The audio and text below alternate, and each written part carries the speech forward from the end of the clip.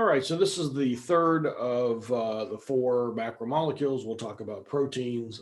The picture on the left is actually what make up proteins. These are pictures of amino acids. I need you to know that there are 20 amino acids, and these are them. I took a biochemistry class and we had to memorize the structure of all of these, be able to draw them. We will not be doing that in this class. I'm not even sure I can do it anymore. Actually, I am sure I couldn't do it anymore. But what is important is their structure. So you might have heard there are some essential amino acids. Those are amino acids that you need in your diet. You can't make them.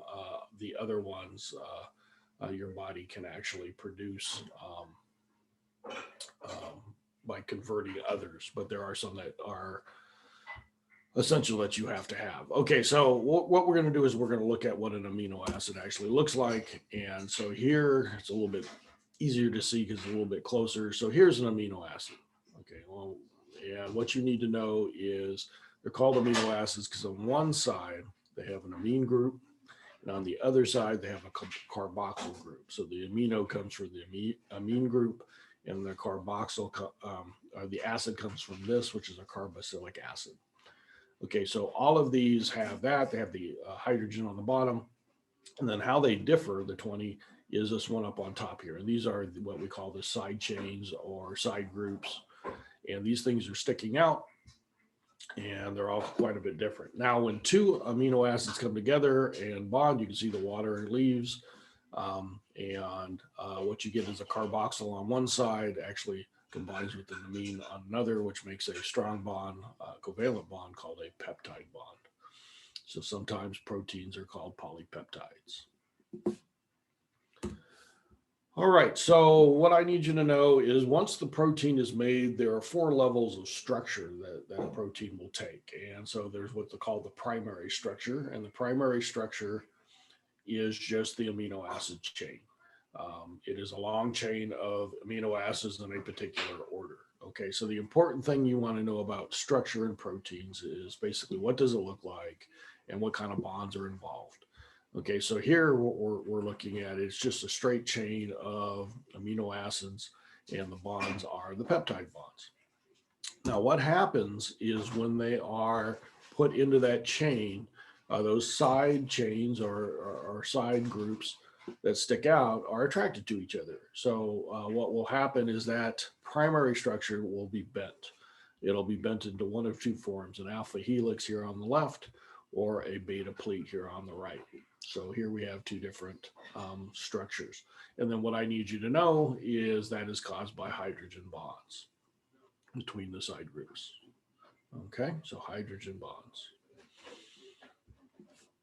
All right, once that gets bent into these shapes, then we have other parts that are close to each other and that bend some more. And this is typically, not always, but typically into what we call a globular shape. And so you'll get this kind of roundish ball looking thing. And what I need you to know is the bonds that are involved. And if you look very carefully, it's all the bonds we talked about. Hydrogen bonds here, a disulfide bridge, which is actually a covalent bond. We have ionic bonds. We had hydrophobic interactions and van der Waals interactions. So all the bonds that we have talked about, we'll put it into this globular shape. All right, the last one is the quaternary structure, and this is where you take two or more tertiary structure proteins and put them together. So quaternary structure is actually two or more subunits put together. Here we have collagen, which you can see is in three subunits together, and here we have hemoglobin, which shows four of them together. And so anyway, the other thing I need you to know for this is that it is all of the bonds. All of the bonds we talked about will hold these together. And here's kind of just a general summary of what we saw. Primary structure, peptide bonds, bent in alpha helix or beta pleat, hydrogen bonds into a globular shape. All of the bonds we talked about, multi-subunits, all the bonds we talked about. All right, just an example of shape and structure equaling function. So here are our hemoglobin, again, 4 subunits, and this carries oxygen. And this is sickle cell anemia. And this is where you can see the cells are sickling and they're not carrying oxygen as effectively. So again, you break the structure, you break the function. All right, and a term I want you to know is denaturing. That's what happens when you destroy the shape of a protein. We call it denaturing. And if you've ever seen an egg, you have probably seen denaturing. If you think about an egg, it has a yolk in the middle, and then we have the white of the egg. Well, if you crack an egg open, it's not white, it is actually clear. If it is white, you should probably toss it. It's not good. But what happens is we heat up an egg, that clear turns white, and what you are actually doing is denaturing that egg, the albumin on there. It is often possible to renature a protein. Now the egg you can't take the heat off of an egg and have it turn back. But most proteins that are denatured, as long as it's not done too severely, can be renatured. And I want you to know there are 3 things that can denature proteins. One is temperature. Another one is acids and bases, pH concentration. And then the third one is ionic concentration, adding salts and things. And so all of those will actually denature proteins.